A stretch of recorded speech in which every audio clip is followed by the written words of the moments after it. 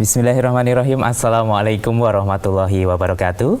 Saudaraku peserta Girom 2142 yang dirahmati oleh Allah, puji syukur alhamdulillah senantiasa kita panjatkan kehadirat Allah Subhanahu wa taala.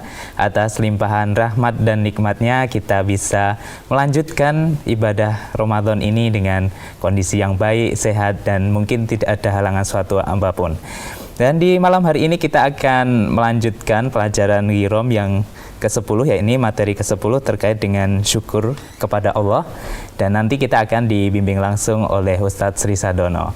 Dan saat ini beliau sudah berada di samping saya, langsung saja kita sapa. Assalamualaikum warahmatullahi wabarakatuh.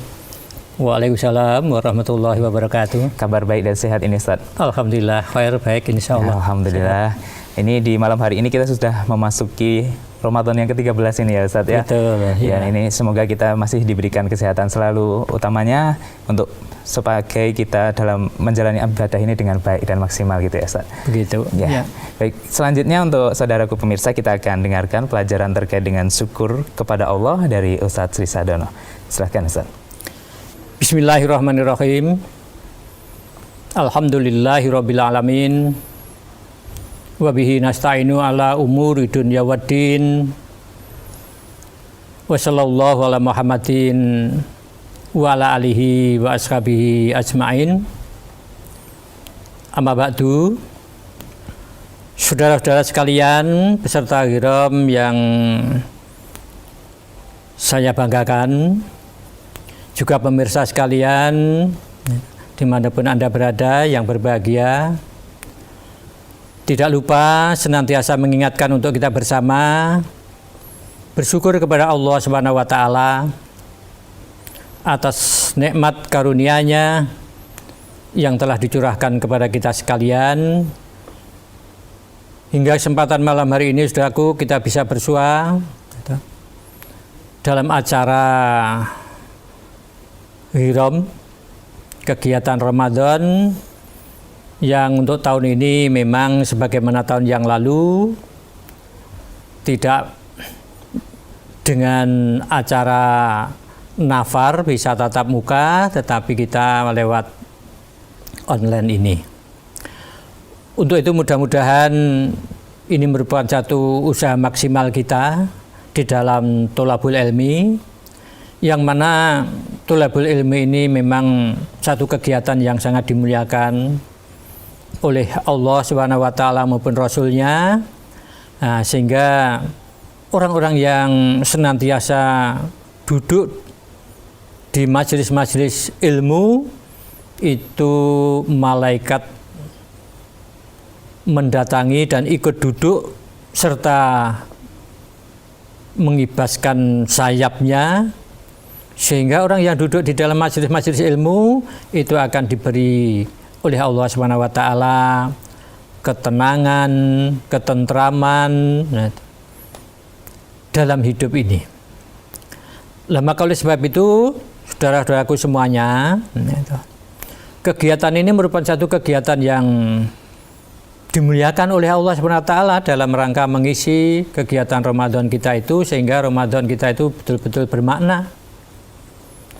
Jangan sampai Ramadan kita sia-siakan, karena Ramadan itu sendiri itu adalah merupakan bulan yang sangat penuh dengan berkah, penuh dengan ampunan, di mana Nabi mengatakan bahwa pintu-pintu surga itu akan dibuka lebar-lebar dan pintu neraka itu akan ditutup, sedangkan setan-setan itu dibelenggu, sehingga kesempatan untuk berbuat baik itu sangat terbuka lebar. Maka alangkah ruginya, sayang apabila kita sebagai orang yang beriman tidak pandai memanfaatkan waktu-waktu di dalam bulan Ramadan ini. Saudaraku peserta Girom yang saya hormati, kebetulan saat ini kami diberi tugas oleh panitia Ramadan untuk menyampaikan materi yang kami sudah diberi judul materi itu dengan syukur nikmah. Bersyukur kepada Allah Subhanahu wa taala. Bapak-bapak dan saudara, syukur kepada Allah ini merupakan satu hal yang sangat penting dalam kehidupan. Sangat urgen di setiap saat.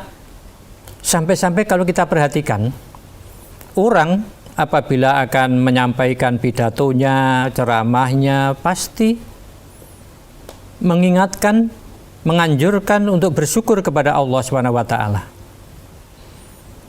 Baik itu di dalam acara sambutan kematian ataupun acara-acara sambutan di dalam pernikahan, apalagi kalau ceramah-ceramah agama, pasti penceramah itu akan menyampaikan, mengingatkan, bersyukur kepada Allah SWT atas nikmat karunia-Nya yang dicurahkan kepada kita sekalian itu. Nah, sehingga saudaraku, seolah-olah ini merupakan satu syarat rukun yang tidak boleh ditinggalkan. Apabila seseorang itu akan berceramah, berpidato, menyampaikan pesan-pesan dan sebagainya itu, seolah-olah itu jadi syarat. Sehingga tidak lengkap apabila tidak mengajak kepada hadirin itu untuk bersyukur kepada Allah SWT.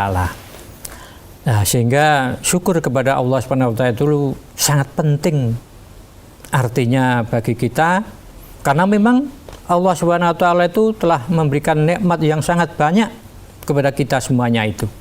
Wa in ta'udu ni'matallahi la tuhsuha.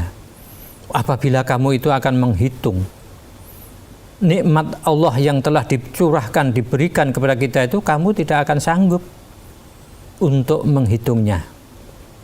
Hanya sayang, saudara-saudaraku, kalimat syukur itu seringkali diucapkan itu hanya semacam seremonial, hanya semacam basa-basi yang tidak mengerti maknanya yang sebenarnya, sehingga hanya sebagai pelengkap pidato, hanya sebagai itu tadi syarat rukun di dalam berceramah itu. Nah, ini sangat disayangkan. Sehingga ibaratnya, saya kalau boleh memberikan perumpamaan begitu, ada gitu, seorang pengarang buku yang sangat terkenal, gitu, sangat terkenal karena mutunya, gitu, sehingga hampir setiap orang itu membicarakan bagusnya buku itu yang dikarang oleh seseorang itu. Karena memang bagus karangannya itu. Sejak dari warung-warung kecil sampai di tingkat di kampus-kampus, di sekolahan-sekolahan, yang dibicarakan buku itu. Hebatnya buku itu. Si pengarangnya pasti sudah barang tentu bangga dengan hasil karyanya, karangannya semacam itu. Nah, pada suatu saat, saudaraku, pengarang ini tadi bersilaturahim ke temannya. Begitu masuk ke rumah, disilahkan masuk oleh temannya tadi. Temannya itu langsung memujinya. Karena memang temannya ini yang pengarang ini tadi, pengarang buku yang terkenal itu. Dipujinya kalau boleh dikatakan itu, wah luar biasa memuji pengarangnya itu tadi. Wah, yang mengarang itu tadi dipuji temannya yang sampai habis-habisan itu tadi, bangga. Karena ternyata buku karangannya itu luar biasa. Atau dikatakan hampir semua orang itu membicarakan hebatnya isi buku karangan itu. Lah akhirnya si pemilik rumah ini tadi masuk ke dalam untuk mengambil minuman, sehingga si pengarang ini tadi, temannya ini ditinggal di ruang tamu. Tiba-tiba dilihatnya di tempat situ ada semacam perpustakaan kecil, ya, di situ terlihat buku karangannya ada di situ. Kemudian dilihat buku karangannya itu ternyata apa? Buku karangan yang dipuja-puji, yang sampai sedemikian rupa itu tadi, segelnya saja itu belum dibuka. Segelnya masih, plastiknya itu masih utuh, sehingga belum dibuka. Nah, ini menandakan belum dibaca bukunya itu. Wah, pertama betapa kecewanya. Yang tadinya merasa bangga karena dipuji oleh temannya sampai luar biasa itu tadi, ketika melihat bukunya belum disobek, akhirnya kecewa. Si pengarang ini tadi, dia merasa temannya tadi memuji dirinya itu hanya ikut-ikutan. Padahal belum mengerti isi bukunya itu, hanya karena terbawa oleh orang banyak membicarakan hebatnya buku itu tadi, akhirnya dia ikut-ikutan memuji, padahal belum mengerti. Nah, buktinya apa? Buktinya bukunya, segelnya saja itu belum dibuka, sehingga mengakibatkan si pengarang itu tadi sangat kecewa berat. Kecewa sekali. Dia memuji dirinya itu hanya ikut-ikutan. Lah akhirnya di situ ada gunting, kemudian dia ambil gunting itu, kemudian bukunya tadi digunting oleh si pengarang itu, lalu pergi gitu, tanpa pamit. Nah itulah saudaraku, orang itu kalau memujinya gitu, tanpa mengetahui yang sebenarnya, itu boleh dikatakan ya hanya ikut-ikutan. Karena orang banyak berbuat demikian, ikut-ikutan, padahal tidak ngerti isinya. Lah yang kami maksud bersyukur kepada Allah SWT itu banyak juga. Orang itu ya hanya ikut-ikutan, tanpa mengerti yang sebenarnya makna syukur kepada Allah SWT itu. Nah sehingga akhirnya ya hanya seperti basa-basi, hanya ikut-ikutan. Orang bicara syukur, lalu ya ikut menyampaikan bersyukur kepada Tuhan yang Maha Kuasa, Tuhan yang Maha Esa, gitu. Tapi ya hanya ikut-ikutan, tidak ngerti yang sebenarnya, nikmat yang sebenarnya itu apa, yang perlu disyukuri tidak ngerti. Nah coba bayangkan, kalau seperti pengarang itu tadi, setelah dipuji sedemikian rupa merasa bangga, tapi ternyata yang memujinya itu ya hanya ikut-ikutan, maka akhirnya kecewa berat, sampai bukunya yang belum dibuka segelnya itu tadi digunting. Biar tahu yang punya rumah itu bahwa pengarang yang dipuji tadi merasa kecewa karena ternyata yang memujinya tadi itu belum pernah membaca buku karangannya itu. Nah begitu Allah Subhanahu wa taala, saudara-saudaraku,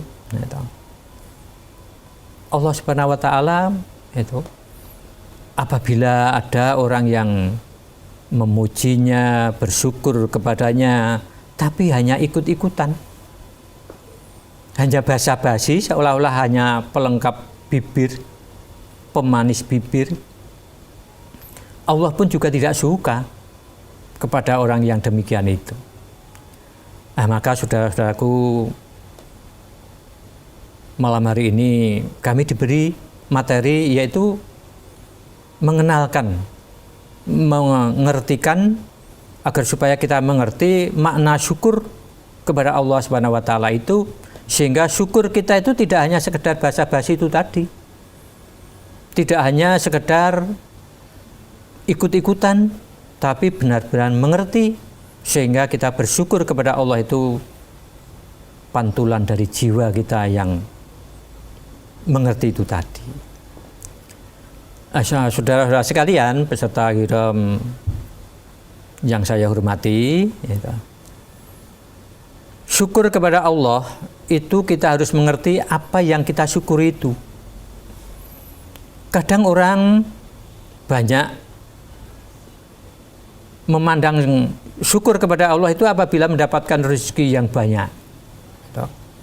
Rezeki yang banyak, Nah, sehingga dengan rezeki yang banyak itu, misalnya dagangannya pada bulan Ramadan ini laku keras misalnya, sehingga akhirnya mendatangkan laba yang banyak, keuntungan yang banyak, wah bersyukur kepada Allah karena mendapatkan rezeki yang banyak, karena dagangannya laris gitu.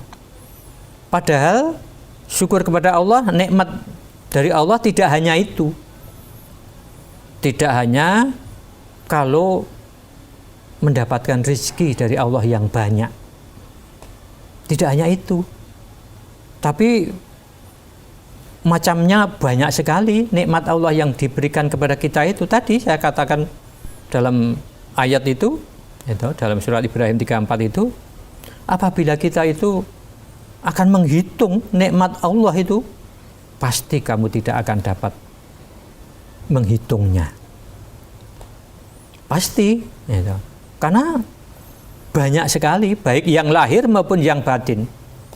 Lah termasuk saudara-saudaraku peserta Giram yang saya hormati, termasuk salah satu nikmat yang diberikan kepada kita. Apa itu nikmat itu? Nikmat kemauan ngaji. Jadi kemauan ngaji yang bentuknya itu bukan rezeki berupa uang, tidak, tapi kemauan ngaji, kemauan mempelajari tuntunan Al-Quran dan As-Sunnah ini merupakan satu nikmat dari Allah SWT yang tidak semua orang diberi.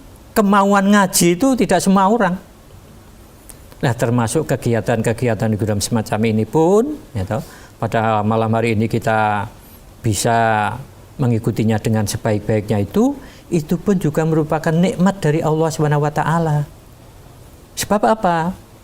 Dengan ngaji, dengan kita mengikuti kegiatan-kegiatan keagamaan semacam ini itu kita akan mengerti makna hidup. Jadi kalau orang itu tidak ngaji, tidak mau mempelajari tuntunan agama yang sumbernya daripada Al-Quran dan As-Sunnah itu tidak mengerti makna hidup itu. Sehingga akhirnya apa? Akhirnya dia berpandangan hidup, wa qalu ma hiya illa hayatuna dunya namutu wa nahya wa ma yuhlikuna illa dahr. Mereka itu mengatakan bahwa hidup ini hanya hidup kita di dunia ini. Kita hidup, kita mati, tidak lain yang membinasakan adalah masa. Ini karena tidak ngerti makna hidup yang sebenarnya, dikira hidup itu ya hidup di dunia ini. Orang setiap hari melihat ada orang mati dengan sebab sakit, dengan sebab yang lain-lain, biasa itu orang. Kalau sudah pada akhirnya ditelan masa manusia itu. Nah, ini orang yang tidak ngerti namanya makna hidup.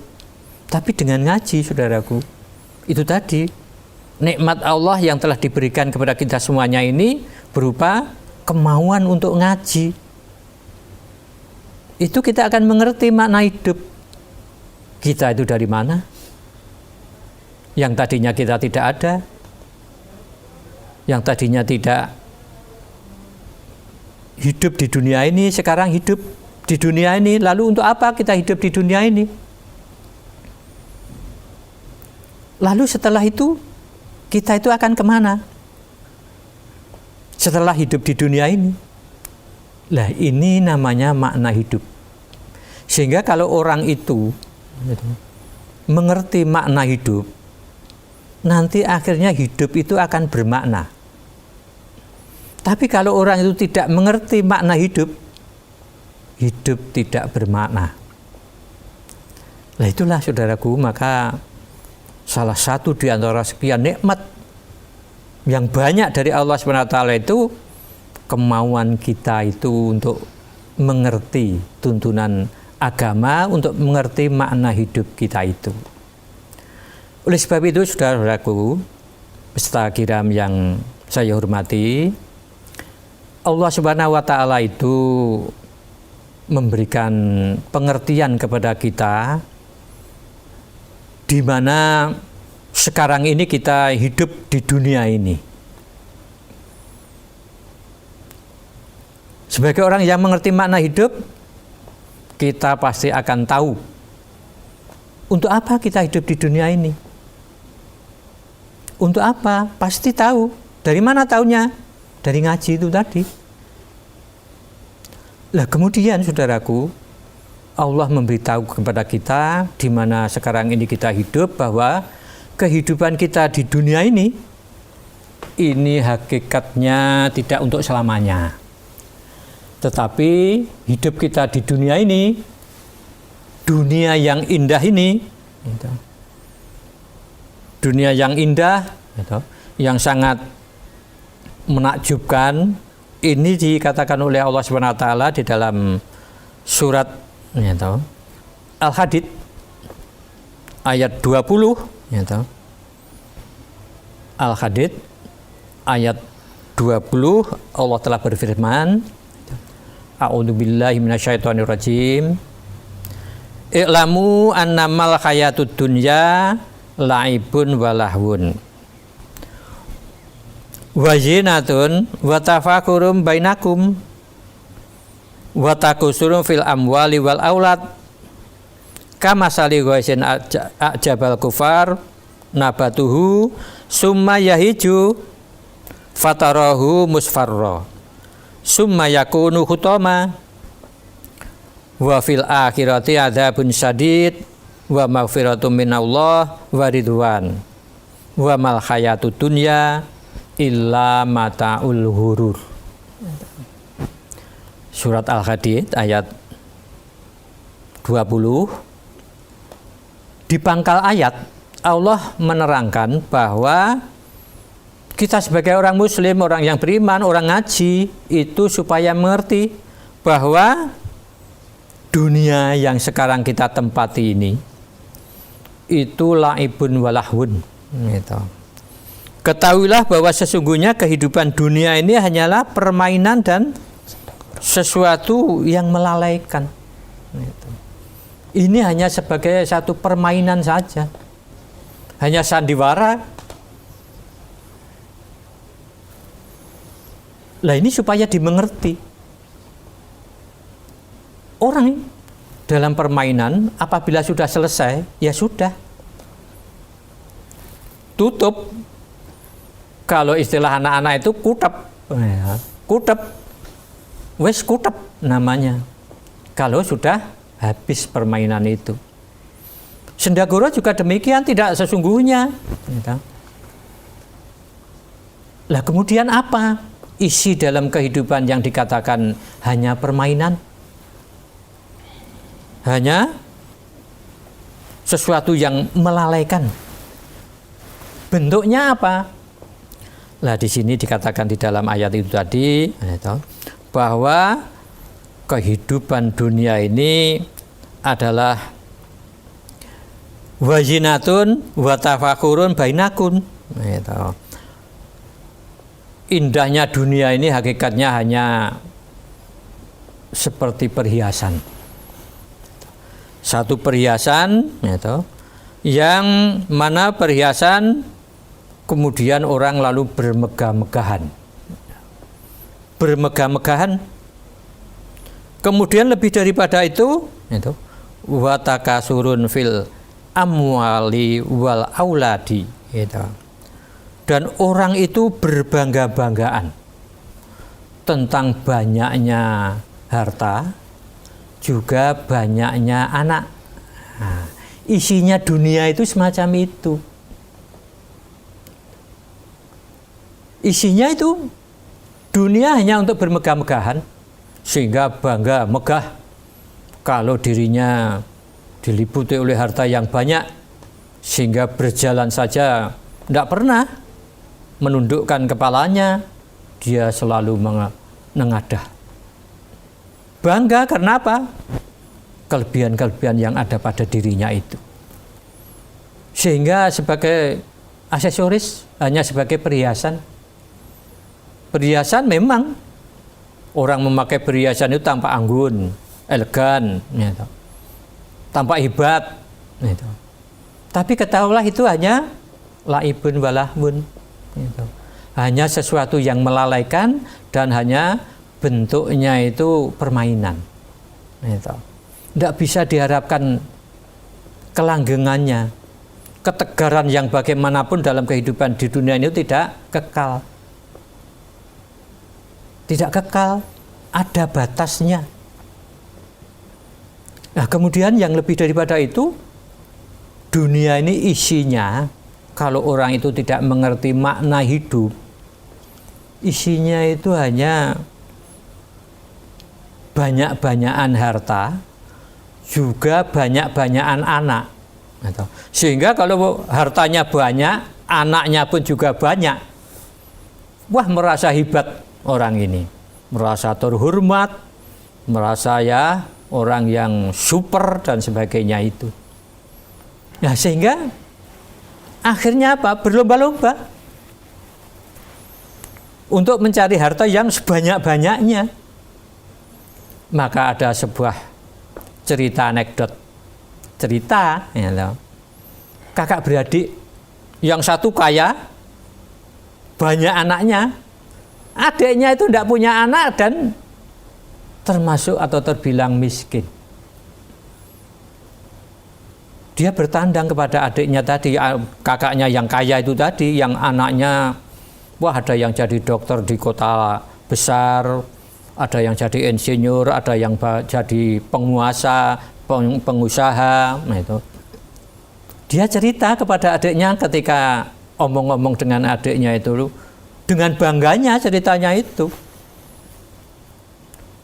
Dek, wah anak saya yang di Surabaya itu, setelah menyelesaikan spesialisnya, dia bisa membuka rumah sakit. Dan laris sekali gitu, rumah sakitnya di sana di kota besar Surabaya gitu. Kemudian yang sekarang jadi pengusaha itu, wah sekarang membuka cabang-cabang di kota-kota yang lain. Wah hebat sekali. Dengan bangganya si kakak ini tadi, anaknya karena jadi orang gitu. Anaknya jadi orang kaya-kaya, orang berhasil, orang sukses gitu. Diceritakan semuanya gitu. Nah sekarang ini saya itu tinggal tidak kerja, tidak apa-apa, sudah anak-anak itu tiap bulan itu mengirimi gitu. Dengan bangganya itu sambil senyum-senyum gitu. Si kakak itu tadi gitu. Sampai akhirnya hampir habis ceritanya itu, si adik tadi menyela gitu. Tak nyelo gitu. Saya menyela sebentar gitu. Ya boleh apa gitu. Nek anak-anakmu itu nanti semuanya jadi orang semua gitu. Jadi orang kaya, jadi orang berhasil, jadi orang yang sukses gitu. Saya tidak heran, saya tidak gumun mas gitu. Saya tidak gumun kalau hanya jadi orang. Nah kalau saya heran, yang mengherankan itu kalau anakmu itu jadi kuda gitu. Nah kalau jadi kuda baru mengherankan gitu. Kalau hanya jadi orang kaya, wah ndak kagum saya, ndak heran, orang gumun gitu. Nah kejaba nek jadi jaran, kui lagi gumun ke, akhirnya diam 1000 bahasa si kakaknya tadi, merasa dilehke karena adiknya ini ndak punya anak dan miskin lagi. Nah kakaknya ceritanya itu dengan penuh kebanggaan. Ya toh, itu banyak-banyakan harta, banyak-banyakan anak, sehingga merasa terhormat sekali kalau anaknya jadi orang berhasil. Nah, itu satu cerita anekdot, ya toh. Cerita yang menggambarkan begitu orang itu apabila sudah hidup tidak ngerti makna hidup itu, hanya berlomba-lomba, ya toh, dalam keberhasilan di dunia itu. Sehingga tidak heran kalau ada seorang tetangganya beli mobil. Ah, mereknya apa itu mobil itu? Merasa karena tetangganya baru saja mobil baru, platnya masih putih, gitu. Malu saya kalau disaingi. Saya akan pergi yang lebih baik mereknya itu. Kamu hanya Ayla aja, saya akan beri Innova. Ini berlomba-lomba di dalam kehidupan itu banyak-banyakan harta. Nah, yang lain lagi, tetangganya yang lain lagi, wah saya berani jual sawah untuk menyaingi miliknya mereka. Nah, itulah warna kehidupan manusia itu. Kalau manusia itu tidak mengerti makna hidup, akhirnya ya itu tadi dikatakan hanya permainan, hanya sesuatu yang melalaikan. Padahal nanti akhirnya apa yang sekarang ini dibanggakan, yang menjadi kemegahan, itu nanti akhirnya akan hilang. Nah, sehingga sampai akhirnya digambarkan seperti seorang petani. Gitu. Petani itu apabila melihat sawahnya menguning, senang sekali, bangga sekali, akan mendapatkan panenan yang luar biasa. Tapi tidak tahu setelah menguning itu akhirnya menjadi kering dan bisa jadi musnah. Musnah itu. Lah akhirnya apa yang terjadi kalau sudah musnah itu? Tidak akan ada yang bisa dibanggakan lagi, tidak akan ada yang bisa diharapkan. Sampai akhirnya dia, kalau orang Jawa itu mengatakan jadi ngenes. Jadi ngenes. Nah, maka akhirnya ditutup di dalam ayat itu tadi bahwa nanti di akhirat, di akhirat itu ada azab dari Allah Subhanahu wa taala, juga ada di sana nanti keridhoannya, keridhoan dari Allah, dan juga ada ampunan dari Allah. Dan ditutup akhirnya wa mal hayatud dunya illa mataun ghurur. Jadi kehidupan di dunia ini adalah kesenangan yang menipu. Nah ini saudaraku, maka kalau kita orang ngaji, orang yang mengerti makna hidup, itu jangan sampai terpedaya oleh indahnya dunia ini. Memang dunia ini sangat indah, gitu. Sangat indah. Sedangkan kita manusia itu hakikatnya oleh Allah Subhanahu wa taala itu dicipta, dilengkapi dengan keinginan-keinginan kepada sesuatu yang sangat menyenangkan itu. Gitu. Sesuatu yang sangat menyenangkan. Gitu. Nah, maka di dalam ayat yang lain surat Ali Imran, gitu. Surat Ali Imran itu ayat 14, ayat 15 itu Allah mengatakan bahwa manusia ini memang diberi perangkat oleh Allah Subhanahu wa taala satu keinginan, gitu. Keinginan-keinginan yang banyak, gitu. Yuzina linnasi hubbus syahwati minan nisa wal banina wal qanatiril muqantarati minadz zahabi wal fiddah wal khailil musawamati wal an'ami wal hars. Zalika mata'ul hayatid dunya wallahu indahu husnul ma'ab. Qul au unabbiukum bi khairin min dzalikum lilladzina taqwa 'inda rabbihim jannatun tajri min tahtiha anhar khalidina fiha wa azwajum mutahharatu wa ridwanu minallah wallahu basyirum bil ibad. Yang mafhumnya dijadikan indah, dijadikan indah pandangan manusia kepada apa-apa yang diingini, yaitu apa? Satu, wanita-wanita, wanita-wanita. Jadi manusia, manusia itu memang Diberi oleh Allah Subhanahu wa taala kesenangan kepada lawan jenis. Keinginan kita kepada wanita-wanita, semua manusia ada. Ada. Sehingga saking karena senangnya kepada wanita itu, kadang orang mudah terperosok kepada kemaksiatan karena keinginannya kepada wanita itu. Karena ada syahwat di dalam diri manusia itu, keinginan kepada manusia atau wanita, lah itu akhirnya banyak yang menyalahgunakan keinginan itu sehingga menempuh jalan-jalan yang sebetulnya itu merupakan satu kenikmatan yang sementara, yang ujung-ujungnya itu akhirnya azab dari Allah Subhanahu wa taala, yaitu bentuknya perzinaan itu. Bentuknya apa? Pelecehan-pelecehan seksual itu. Lah ini, maka Nabi itu ketika ditanya oleh sahabatnya itu, ya Rasulullah, apa yang menyebabkan orang itu banyak masuk neraka itu apa? Nabi mengatakan al-famu wal farju. Ya Rasulullah, apa yang menyebabkan orang kok banyak masuk neraka itu apa? Nah, Nabi menjawab, al-famu itu mulut, farju itu kemaluan. Dua perangkat atau anggota badan kita itu apabila digunakan itu akan mendapatkan nikmat bagi yang menggunakannya itu.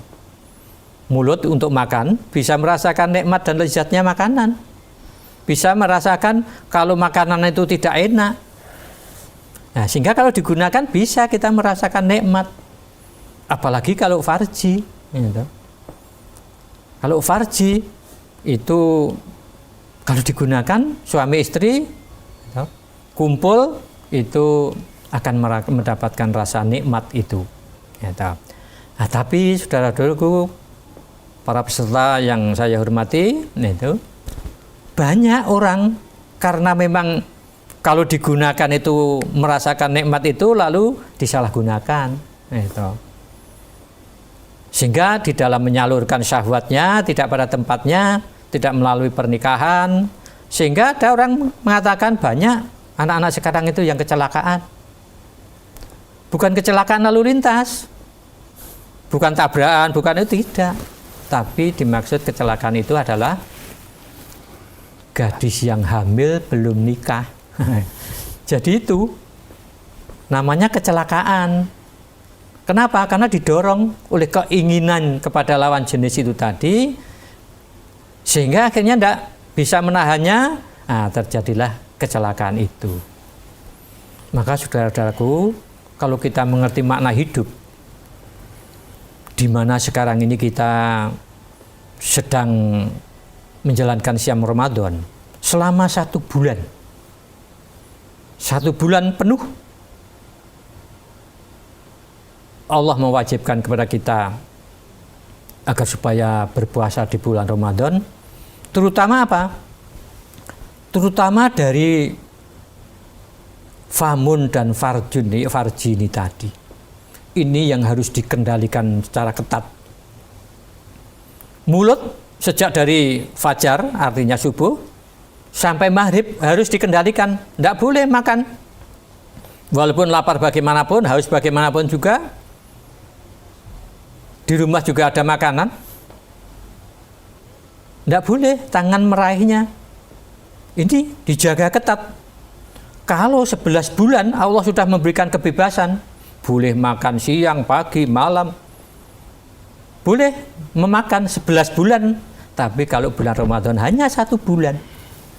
Ini supaya dikendalikan betul. Farji juga demikian. Farji, jangan sampai di bulan Ramadan itu menggunakan farjinya itu tidak pada tempatnya, artinya waktunya tidak pada waktunya. Waktunya apa yang dia nanti setelah berbuka. Baru boleh. Kalau sejak dari fajar sampai maghrib itu ditahan. Sehingga bagaimanapun juga menggeluranya nafsu syahwat kita, kalau kita orang yang beriman mengerti makna hidup, itu akan mampu untuk menahannya itu. Sehingga walaupun istri ada di rumah, tidak mau mengajak istrinya pun juga tidak mau kalau diajak. Nah, sampai-sampai ada orang itu berbuka, itu tidak makan, tidak minum dulu, tidak makan kurma, tidak makan buah-buahan, minum, tidak, mengajak istrinya kumpul. Karena apa? Karena sudah seharian itu menahannya itu tadi. Nah, baru setelah azan maghrib, terus diajak gitu aja. Boleh saja yang demikian itu. Pertanda berbuka itu dengan kumpul suami itu boleh yang demikian itu. Nah, itu keinginan kepada lawan jenis itu ada pada setiap manusia itu, kepada setiap orang itu. Gitu. Kemudian yang lain juga harta, keinginan kepada harta semua orang. Nah, sampai dikatakan orang itu mencari harta itu siang dipakai malam, malam dipakai siang. Untuk apa? Untuk kerja. Apalagi kalau namanya lembur, gajinya dilipatkan, udah lembur semalam suntuk pun berani, mau. Karena gajinya lebih daripada siang hari. Lah, ini namanya memang kecintaan kepada harta hampir semua orang. Gitu. Semua orang pasti senang kepada harta itu. Kemudian kepada anak juga demikian. Gitu. Anak-anak tadi, gitu, sehingga berani berkorban sebagai orang tua itu demi anak, gitu. Berkorban, gitu. Istilahnya itu biar saya yang rekoso, asal anak saya itu menjadi orang yang berbahagia. Gitu. Nah, itu orang tua sampai semacam itu karena cintanya kepada anak itu. Nah, lebih daripada itu juga saudaraku, yaitu apa? Itu harta dari jenis emas, perak, kuda pilihan. Kalau sekarang juga transportasi itu tidak pada kuda, kalau zaman dulu kuda, sekarang ya mobil-mobil yang mewah gitu. Mobil yang mewah yang katanya mobil itu yang harganya miliaran gitu. Hampir 10 miliar, Ferrari namanya gitu. Itu kalau kecelakaan itu orangnya bisa selamat karena dilindungi oleh satu alat yang dibuat dan dirancang sedemikian rupa itu. Harganya ya mahal. Untuk beli tanah di kampung itu sudah berapa? Itu. Lah, itu kecintaan dan kesenangan. Sepeda motor juga demikian, orang hanya krek-krek ini. Tidak suka, yang inginnya itu ya sepeda motor yang baru, yang bisa cepat jalannya dan gitu. Itu sekarang ini juga begitu. Dan itu memang naluri manusia. Kecintaan kepada harta, benda, kecintaan kepada emas, perak, kuda pilihan, gitu. Kalau sekarang ya kendaraan-kendaraan itu menjadi kesenangan, gitu. Kesenangan bagi manusia itu, yang ini memang oleh Allah SWT diberi perangkat yang sedemikian itu. Padahal sebetulnya untuk menguji kepada kita sejauh mana kecintaan kepada semua itu dibanding kecintaannya dengan Allah dan Rasulnya itu nanti. Lah, kemudian juga orang itu diberi oleh Allah Subhanahu wa taala senang kalau orang desa itu sawah, gitu, ladang, gitu. Kalau orang desa, gitu. Kalau orang kota ya mungkin tidak suka, gitu. Tidak mau kerja berlumpur gitu, tidak mau. Gitu. Tapi kalau orang desa itu ada kesenangan, gitu. Namanya orang istilahnya itu sabuk galeng, karena sawahnya itu banyak dikatakan sampai sabuk galeng. Nah, itu jadi kesenangan manusia itu. Semua ini tadi, saudara-saudaraku, semua ini adalah merupakan satu kesenangan hidup di dunia ini. Kesenangan hidup manusia di dunia ini. Lalu saudaraku, gitu, Allah menawarkan kepada orang yang mengerti makna hidup. Mengerti makna hidup gitu. Apa? Gitu. Yaitu katakanlah, inginkah aku kabarkan kepadamu apa yang lebih baik dari kesenangan-kesenangan hidup tadi, yang banyak macamnya itu tadi, daripada yang demikian itu, untuk orang-orang yang bertakwa. Untuk orang-orang yang bertakwa kepada Allah. Pada sisi Tuhan mereka ada surga yang mengalir di bawahnya sungai-sungai. Mereka di dalamnya itu kekal. Kekal. Kemudian di dalam surga yang di dalamnya kekal itu tadi, bagi orang yang bertakwa diberi jodoh-jodoh, diberi istri-istri yang disucikan. Diberi istri yang disucikan serta keridhaan Allah, dan Allah Maha melihat akan hamba-hambanya. Nah, ini saudaraku, ya tahu, Allah menawarkan, kalau kita mengerti makna hidup, pasti akan menyambut tawaran Allah Subhanahu wa taala, yaitu yang ditawarkan kepada orang yang bertakwa, beriman dan bertakwa, yang lebih baik daripada yang dikatakan namanya wanita-wanita, yang namanya anak-anak, yang namanya harta dari jenis emas ataupun jenis perak, ataupun dari kendaraan-kendaraan yang bagus atau kuda pilihan kalau zaman dulu, atau dari sawah dan ladang. Ditawarkan lebih baik dari itu semuanya. Itu tidak ada apa-apanya. Mata'ul qalil itu dikatakan hanya kesenangan yang sedikit. Tapi kalau orang itu bertakwa kepada Allah, Allah menjanjikan kepadanya itu akan dimasukkannya ke dalam surga. Surga yang mengalir di bawahnya sungai-sungai. Di surga itu tidak hanya sehari dua hari, khalidina fiha abadan, Pak. Mereka di dalamnya itu kekal untuk selama-lamanya. Sehingga kalau orang berpikir, lah gimana kalau di surga hanya sebentar? Tidak. Di surga itu nanti tidak ada batasnya. Kalau di surga itu tidak ada temannya. Teman untuk hiburan, teman untuk bercanda, teman yang lain-lain. Allah menyediakan apa? Azwajub,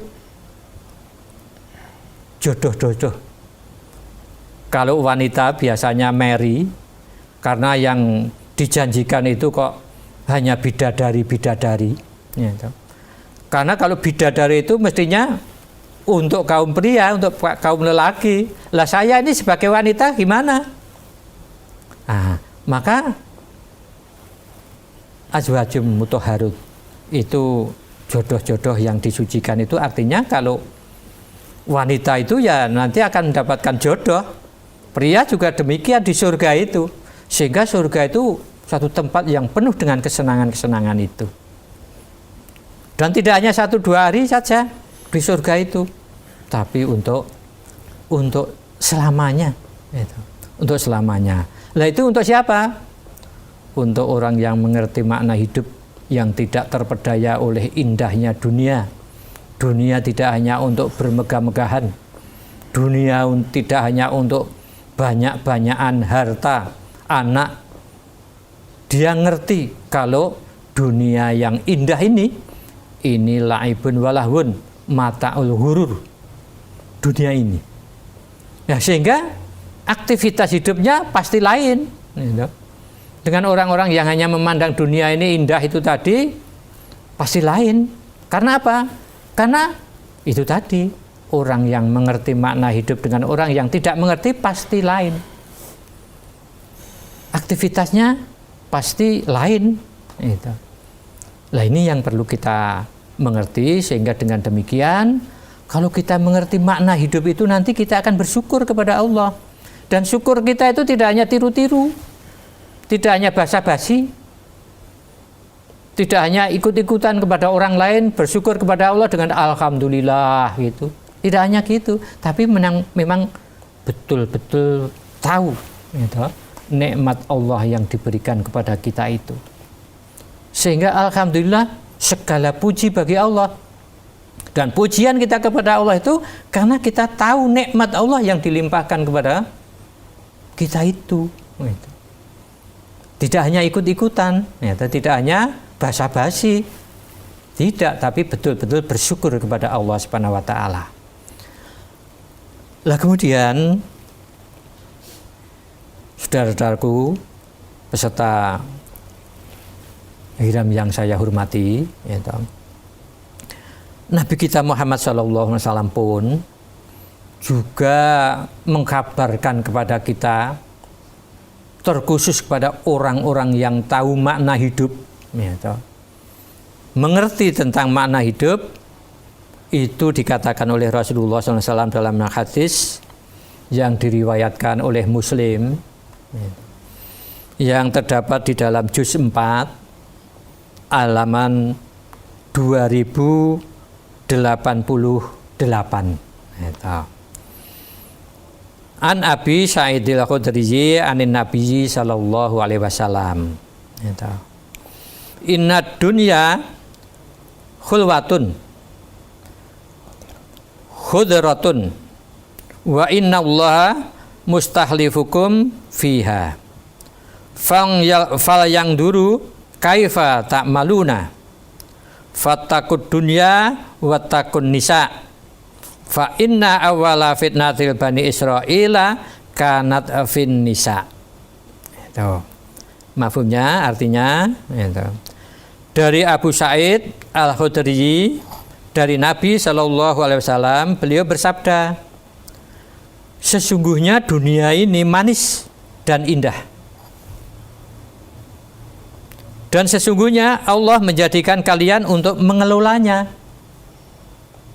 Maka Allah akan melihat bagaimana yang kalian perbuat, berbuat taat kepada Allah atau berbuat maksiat.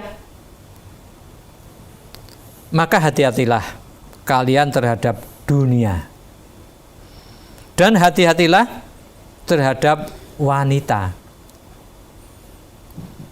Karena sesungguhnya pertama-tama fitnah yang terjadi di kalangan kaum Bani Israel itu adalah karena wanita. Hadis riwayat Muslim. Jadi Nabi juga mengabarkan, mengingatkan kepada kita supaya kita itu hati-hati mensikapi dunia yang dikatakan laibun walahwun, mataul hurur, mataul qoril, itu supaya kita hati-hati.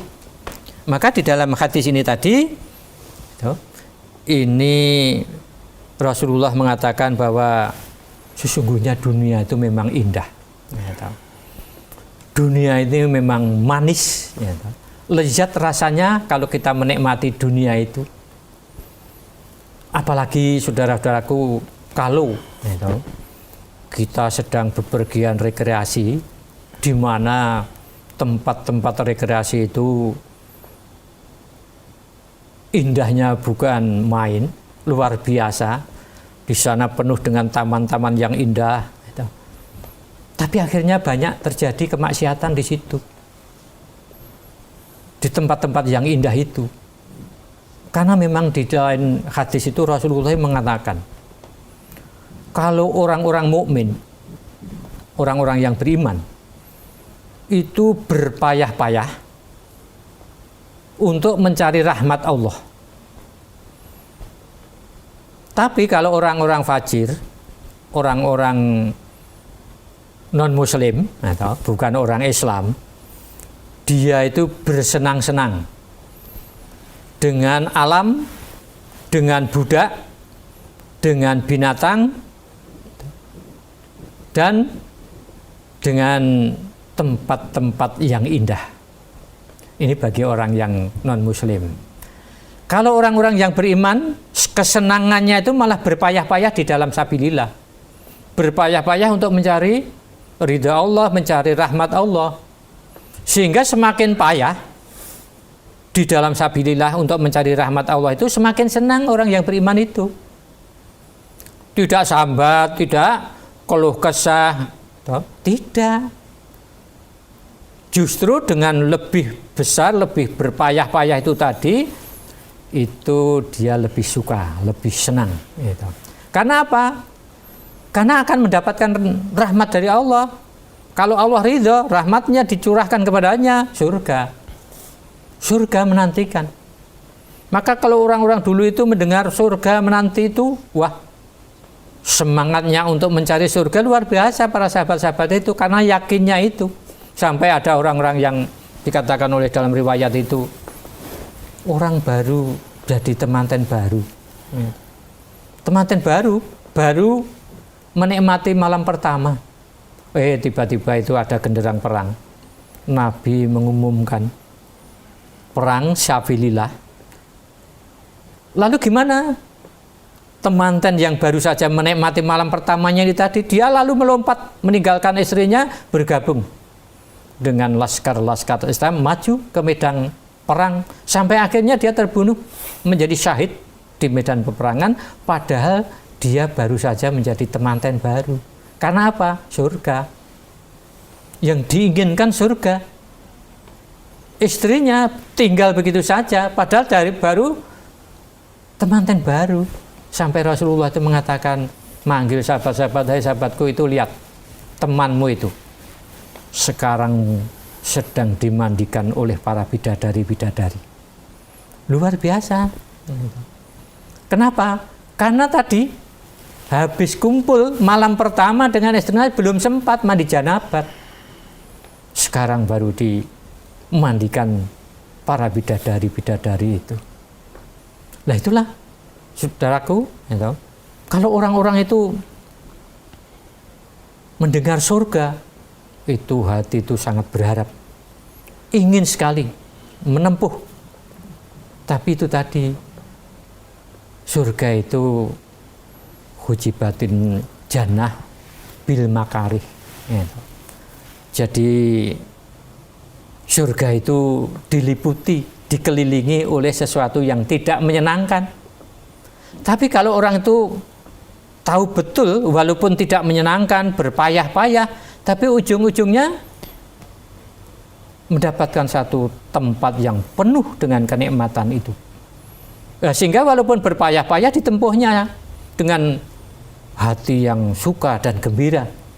Walaupun harus berpayah-payah di dalam sabilillah.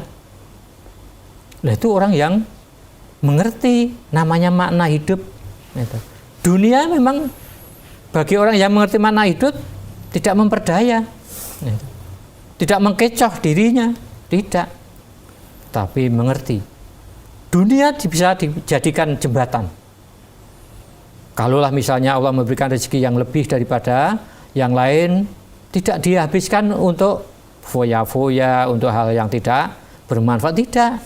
Tapi sebagaimana nasihat orang kepada Qarun itu, wabtaghi fima ataqal darul akhirah wala tansa nasibaka minad dunya. Itu. Jadikanlah itu dunia yang kamu punya banyak itu tadi untuk meraih kebahagiaan hidup di akhirat. Itu. Jadi untuk meraih artinya untuk menjembatani dirinya itu guna meraih kebahagiaan hidup di akhirat. Nah, kemudian wala tansa nasibaka minad dunya. Kamu jangan lalai itu untuk hidupmu di dunia ini. Tapi utamanya itu adalah untuk kepentingan hidup, kebahagiaan hidup nanti di akhirat itu. Nah itulah saudaraku, bagi orang yang ngerti makna hidup semacam ini, sehingga dunia ini tidak memperdaya. Nah, maka di dalam hadis ini tadi, kembali kepada hadis ini tadi, Allah itu menyerahkan kepada kita manusia itu untuk mengelolanya dunia yang indah ini tadi.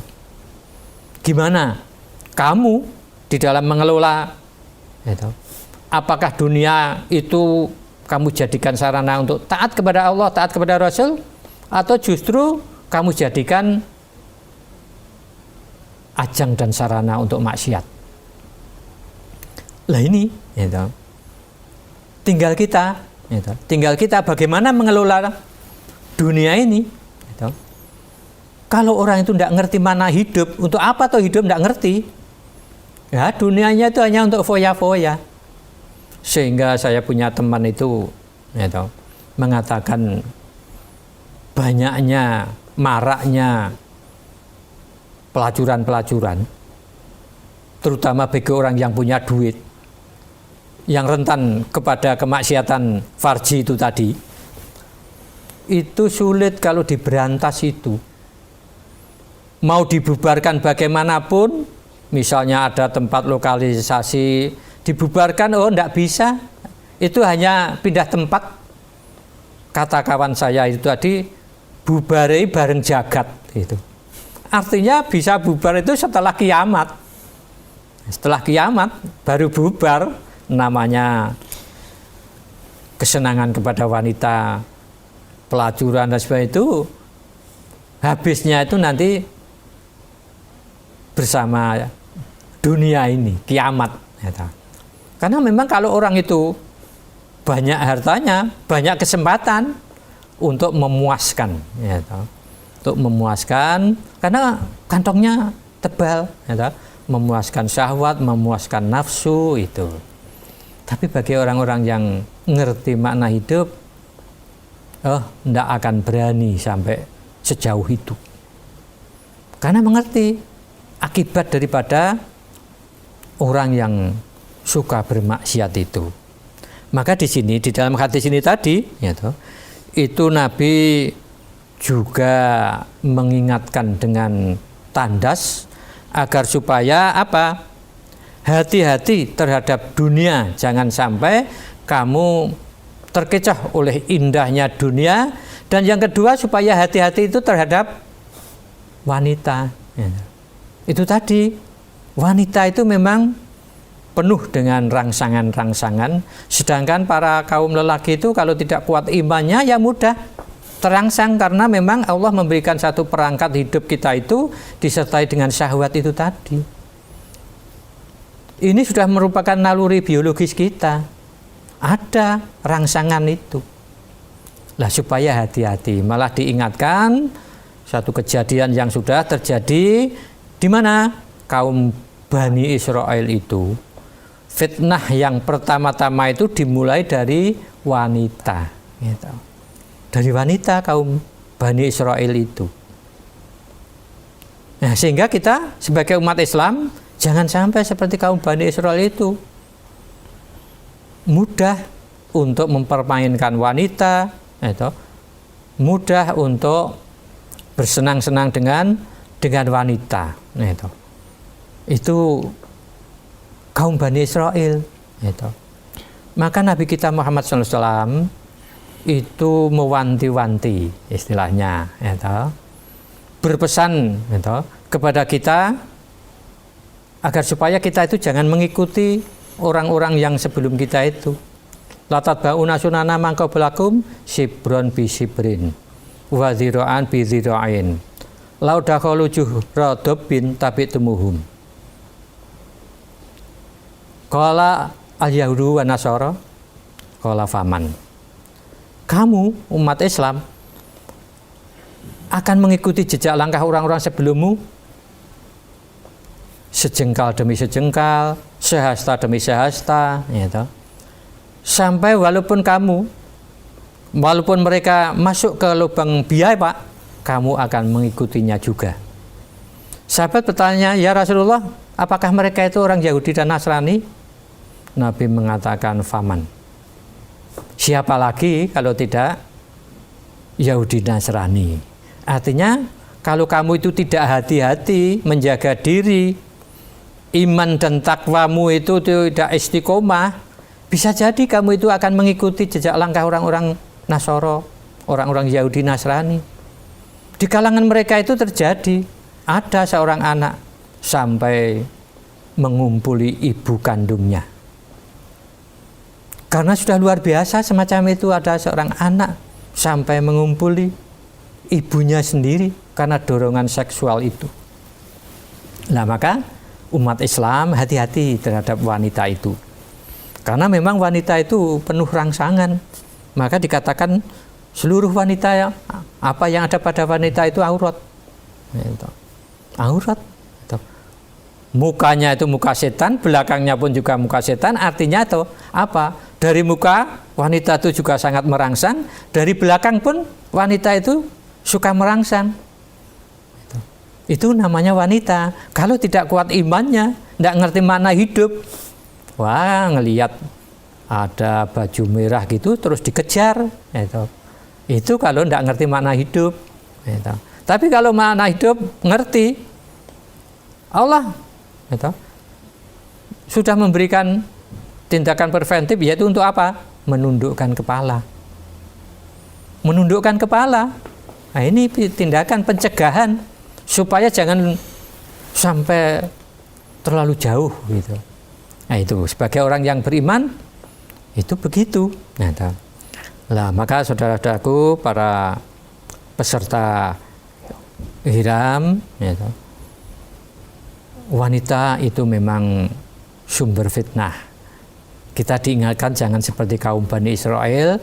Awalnya itu rusaknya kaum Bani Israel itu juga karena wanita itu, karena wanita itu, gitu. Nah, kemudian saudara-saudaraku, Nabi juga mengingatkan kepada kita, karena memang rakusnya manusia itu terhadap harta, terhadap dunia, maka Nabi mengingatkan, yang di dalam hadis riwayat Bukhari, juz 7 halaman 171, An Sa'id bin Musayyab anna Aba Hurairah radhiyallahu anhu qala sami'tu Rasulullah sallallahu alaihi wasallam yaqul la yazalu qalbul kabiri syabang fi sanaini fi hubbid dunya wa tulil amal. Dari Sa'id bin Musayyab bahwasanya Abu Hurairah radhiyallahu anhu berkata, aku mendengar Rasulullah SAW bersabda, senantiasa hati orang tua menjadi muda untuk mendapatkan dua keinginan, yaitu cinta dunia dan tingginya keinginan. Nah, ini Nabi mengingatkan. Jadi orang itu akan menjadi muda rasanya, sekalipun umurnya sudah tua itu, apabila menginginkan untuk mendapatkan dua hal, yaitu dunia lagi. Jadi kembali kepada dunia. Kalau orang itu diiming-imingi dunia itu, wah, luar biasa keinginannya mendapatkan dunia itu. Tidak heran kalau ada BLT, kalau ada bantuan-bantuan itu sampai antri-antri, sampai istilahnya dari malam itu sudah antri itu, karena akan mendapatkan dunia itu. Rasanya orang tua-tua itu menjadi muda lagi, semangat lagi untuk mendapatkan dunia itu. Karena dunia itu memang indah, manis, lezat. Itu. Dan yang kedua itu, orang itu walaupun sudah tua, sudah tua, umurnya itu kalau dihitung itu hanya tinggal berapa, karena sudah lansia, sudah senja boleh dikatakan, tapi keinginannya, cita-citanya itu masih membubung setinggi langit. Masih ingin, umur sudah 70 lebih, ingin membuat rumah yang bagus, masih ingin bekerja untuk, umurmu tinggal berapa, kamu bekerja 1 bulan dapat berapa, tinggal berapa, apa masih mencapai umur itu kok masih ingin membuat rumah yang bagus, padahal sudah setua itu. Nah, ini manusia itu semacam itu, rasanya muda lagi. Nah, itu Nabi mengatakan sampai begitu. Sampai-sampai Rasulullah pun juga mengingatkan kepada kita semuanya, memang karena manusia itu rakus tentang dunia itu tadi. Dalam hadis lain itu dikatakan bahwa hadis ini diriwayatkan juga oleh Bukhari, gitu. Yang mafhumnya saja saya baca, gitu. Mafhumnya, seandainya anak Adam diberi kekayaan, harta, satu lembah penuh dengan emas, tentu ia masih menginginkan lembah yang kedua. Masih menginginkan lembah yang kedua. Dan seandainya ia telah diberi 2 lembah dari emas, tentu ia masih menginginkan lembah yang ketiga. Lembah yang ketiga, dan tidak ada yang menutup perut anak Adam kecuali tanah. Nah, Allah akan menerima taubatnya orang yang mau bertobat. Nah, ini Nabi menggambarkan jenis manusia yang rakus, sudah punya harta bentuknya emas dan tidak tanggung-tanggung, lembah. Lembah itu merupakan satu tempat yang sangat luas. Dan itu terdiri dari emas, sudah punya itu, tapi masih ingin lembah yang kedua. Punya yang kedua, masih ingin yang ketiga. Itu namanya manusia dengan kerakusannya terhadap dunia itu. Lah maka oleh sebab itu, saudara-saudaraku, orang yang rakus dunia itu tidak akan berhenti. Keinginannya, cita-citanya untuk meraih dunia yang sebanyak-banyaknya itu tidak akan berhenti kecuali kalau sudah ditimbun dengan tanah. Artinya kalau sudah mati itu baru berhenti. Baru kalau sudah ditimbun dengan tanah, itu baru berhenti. Keinginan-keinginan manusia dengan kerakusan-kerakusannya itu. Nah, oleh sebab itu, saudaraku, kita sebagai orang Muslim, sebagai orang yang ngaji, sebagai orang yang beriman, mudah-mudahan kita berhasil takwa kita. Allah mengingatkan, melihat betapa banyaknya orang yang bermegah-megahan tentang dunianya, betapa banyaknya orang berakus-rakus dengan dunianya, dan betapa banyaknya orang yang bebas dalam kehidupan di dunia ini. Kita sebagai orang yang beriman yang tahu makna hidup, jangan sampai terpedaya ketika melihat kebebasan orang-orang itu. Hakikatnya mereka orang-orang kufur, orang-orang kafir. Sehingga orang kafir itu memang inginnya itu masih ingin saja mencari dunia yang sebanyak-banyaknya. Maka kita diingatkan oleh Allah Subhanahu wa taala, firman Allah Subhanahu wa taala, la yaghurranaka taqabul ladzina kafaru fil bilad mata ungqalil summa ma'wahum jahannam wa bi'sal mihad.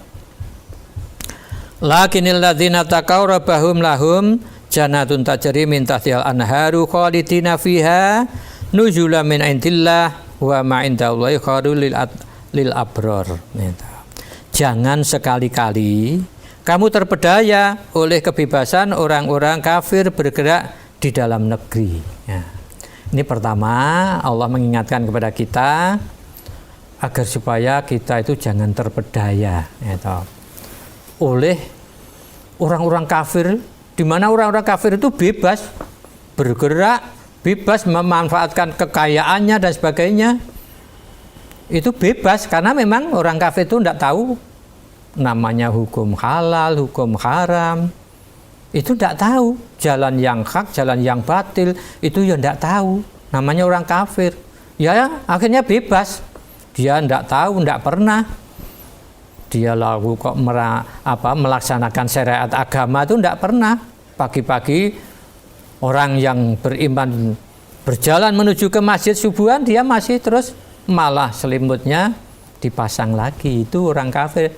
Nah, Allah mengingatkan jangan kamu itu terpedaya oleh bebasnya mereka itu. Karena bebas akhirnya itu tadi, justru mereka itu bisa menumpuk-numpuk harta yang banyak. Jadi bisa menumpuk harta yang banyak itu. Lalu mengertikan kita itu bahwa sesungguhnya walaupun orang kafir itu bebas sedemikian rupa itu mataul qalil. Artinya apa? Itu hanya kesenangan yang sementara, kesenangan yang sedikit. Kesenangan yang sedikit saja sampai kamu itu terpedaya itu gimana? Kalau kamu masih terpedaya sehingga akhirnya dia sama kamu mengikuti seperti mereka itu, kamu belum mengerti makna hidup namanya. Kamu belum bisa bersyukur kepada Allah dengan makna hidup yang sekarang ini kita hidup di tengah-tengah dunia yang indah ini. Belum mengerti kamu. Nah, maka jangan terpedaya. Biar mereka. Kita masih ada harapan yang lebih daripada itu. Gitu. Kemudian dikatakan oleh Allah itu kesenangan-kesenangan yang mereka rasakan di dunia itu hanya kesenangan yang sedikit dan sementara. Kemudian nanti tempat tinggal mereka itu adalah mana? Jahanam. Tempat mereka nanti itu akhirnya di jahanam sana. Jahanam itu adalah satu tempat yang sangat buruk. Seburuk-buruk tempat itu adalah jahanam, neraka jahanam. Gitu. Jahanam memang gitu. Kalau orang masih hidup di dunia ini gitu, kadang tidak percaya kepada orang yang menasihati agar supaya jangan berbuat maksiat, jangan berbuat yang ini itu, yang akhirnya kan masuk ke neraka jahanam gitu. Malah dia bisa menyanggah, malah senang loh, gitu. Masuk ke dalam jahanam bersama-sama dengan ledek-ledek, katanya sampai begitu, dengan artis-artis, gitu. Sampai begitu karena tidak percayanya kepada hari akhirat itu sampai begitu, senang dikira di neraka itu. Cantik bagaimana pun di dunia ini, kalau hidungnya sudah hancur, mau apa lagi? Katanya orang itu tampan dan cantik itu pertama dilihat dari hidungnya katanya. Kalau hidungnya pesek itu wah, pertanda itu tidak cantik, tidak menarik. Tapi kalau hidungnya mancung, wah itu menarik, tampan, cantik itu. Tapi kalau di neraka nanti orang itu sudah tidak begitu rupanya, sudah tidak ada yang cantik. Gitu. Kok malah mengatakan nanti akan bisa bersama-sama dengan yang cantik-cantik itu. Nah ini namanya orang yang tidak percaya kepada hari akhir itu sampai seberani itu. Seberani itu. Padahal neraka itu tempat yang seburuk-buruknya itu tadi. Seburuk-buruknya. Nah, lalu di dalam ayat 198-nya itu dikatakan akan tetapi orang-orang yang bertakwa kepada Tuhannya, bagi mereka surga yang mengalir sungai-sungai di dalamnya, sedang mereka kekal di dalamnya sebagai tempat tinggal, anugerah dari sisi Allah, dan apa yang di sisi Allah adalah lebih baik bagi orang-orang yang berbakti. Nah ini, jadi jangan sampai kita itu terpedaya oleh bebasnya mereka-mereka yang tidak ngerti makna hidup itu tadi. Jangan sampai. Nah, lalu Allah mengartikan bahwa kesenangan-kesenangan nanti di akhirat itu lebih baik bagi orang yang bertakwa. Orang yang bertakwa itu adalah orang yang senantiasa melaksanakan perintah Allah, menjauhi larangan-larangan Allah itu. Itu namanya orang yang bertakwa itu semacam itu, gitu. Nah, kemudian saudara-saudaraku, para peserta hiram gitu, yang saya hormati gitu. Kita juga diingatkan karena di dalam Al-Quran itu penuh dengan pelajaran-pelajaran agar supaya kita pandai mengambil pelajaran, di mana pada umumnya orang-orang yang suka dengan tadi indahnya dunia gitu, sampai-sampai orang-orang yang hubud dunia cinta kepada dunia itu takut kalau dirinya itu mati. Gitu. Kalau dirinya itu mati itu sangat takut. Gitu. Sehingga karena saking takutnya itu sudah berusaha agar supaya hidup itu selalu sehat. Padahal tidak mungkin. Gitu. Padahal tidak mungkin, sehingga kita sebagai orang yang beriman itu diingatkan gitu, bahwa kematian yang kamu itu takut kepada kematian itu nanti pasti akan menemui kamu gitu.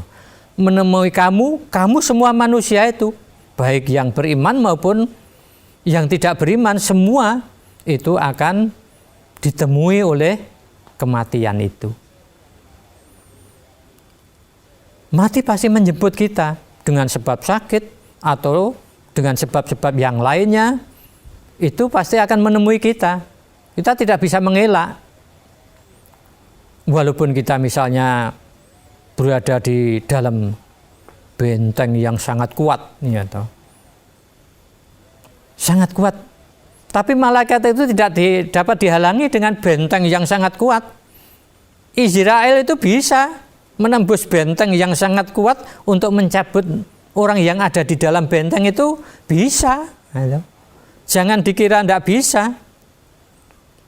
Jangan dikira kalau sudah berada di benteng yang sangat kuat itu akan merasa aman dari kematian. Oh tidak. Tidak, saudaraku.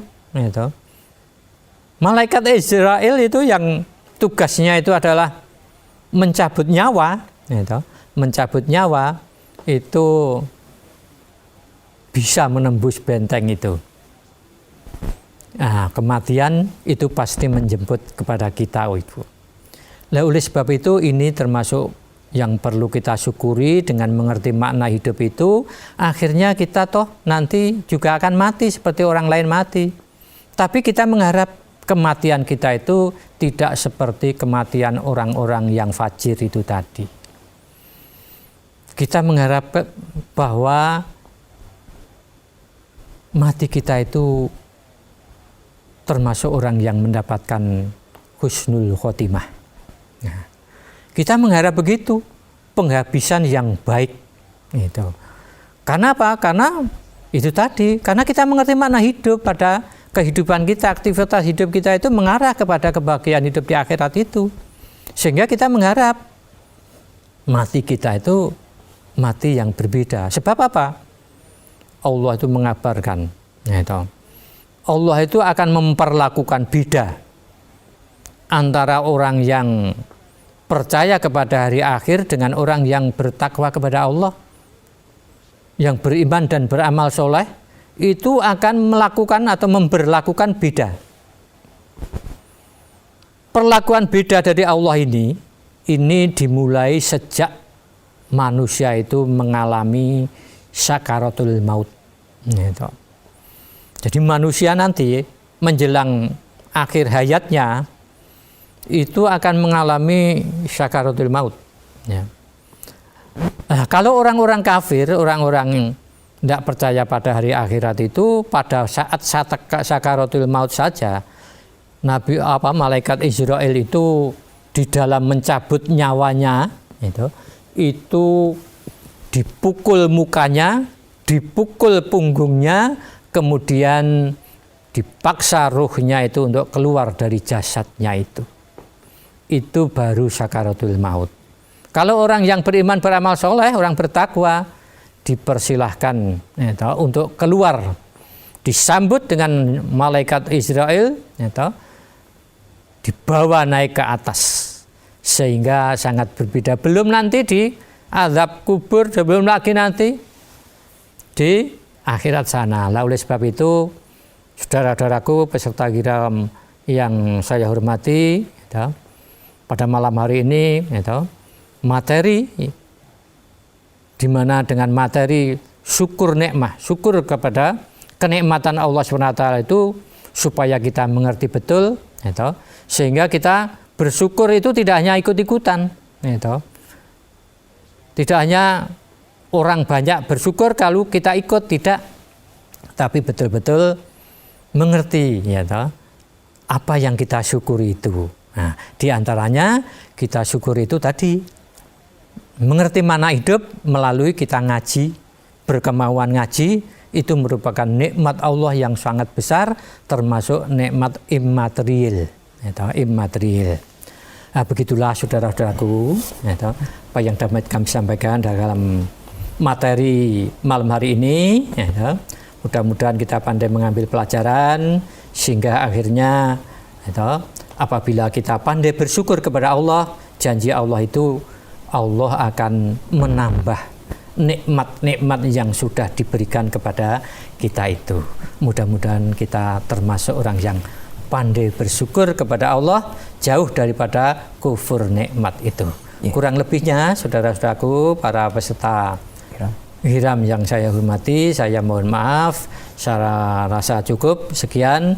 Untuk itu waktu saya rasa cukup sekian. Mari kita akhiri gitu. Alhamdulillah. Baik Ustaz, kami ucapkan terima kasih untuk pelajaran yang disampaikan, utamanya terkait dengan syukur nikmat di kesempatan kali ini. Dan kita semoga nanti kita bisa mengamalkan hasil utamanya di materi syukur ini ya Ustaz.